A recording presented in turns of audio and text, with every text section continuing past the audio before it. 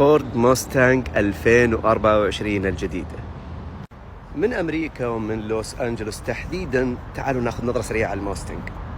هذه الموستانج جي تي، المحرك ال5 لتر ال8 سلندر V8 الجيل الرابع من الكويوت انجن، تعطي 480 حصان. في الدارك هورس نفس المحرك بس يعطي 500 حصان. جمب 19 مع بريكات بريمبو مثل ما تشوفون باللون الأحمر، وبنوريكم ألوان ثانية بعد شوي. نظرة على خلفية السيارة تشوفون الجناح الخلفي كيف. نظرة على الداخلية تشوفون الشاشات المتصلة وشكل الكونسول الوسطي والدركسون. ولو تلاحظون هنا يا جماعة الخير جير عادي وهاند بريك أو البريك يدوي عادي. وهنا شكل المقاعد الخلفية وشكل المقاعد الأمامية.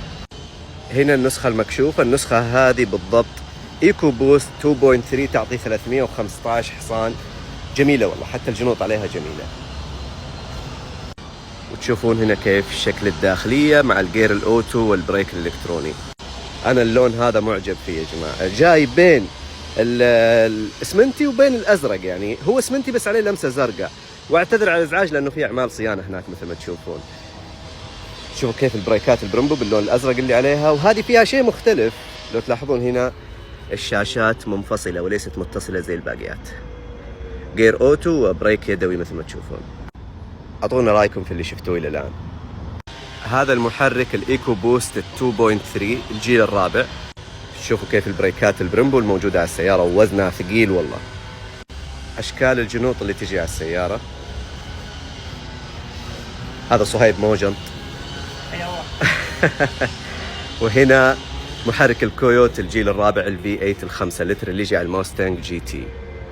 رايك يا صهيب في اللي شفته؟ دوس يا حبيبي، نشيله معنا على السعوديه. شيل معاك، حمل. تبغون تشوفون حركه الهدف منها بس انها تطربك، انها تخليك تنبسط في الموستانج الجديده ال8 سلندر.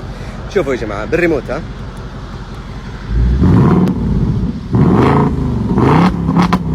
ما شاء الله، بالريموت، ما في احد في السياره. مره ثانيه. ها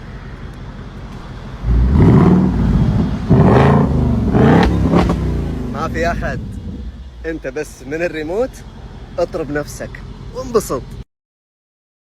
خلونا نشوف مع بعض الوان الموستانج 2024 الجي تي الجيل السابع. لاحظوا الريكارو سيت الموجوده فيها، احد الالوان. طبعا هذه المحركات مثل ما ذكرنا سابقا كلها محركات V8 5 لتر كايوتي انجنز الجيل الرابع، 480 حصان. الجيور اللي فيها يجي جير عادي ويجي جير اوتوماتيك. العادي 10 سرعات والاوتوماتيكي، او عفوا الاوتوماتيكي 10 سرعات والجير العادي 6 سرعات. اعطونا وش اللون اللي تشوفونه يعجبكم اكثر. ما زلنا ماشيين، كل شوي لون جديد. لون ازرق مختلف عن اللي شفناه بالاول. هذا نفس اللون الازرق ولكن كشف مو كوبيه. وهنا اللون هذا اعتقد صورناه سابقا ولكن هنا كشف، فهي متوفرة كشف ومتوفرة كوبيه.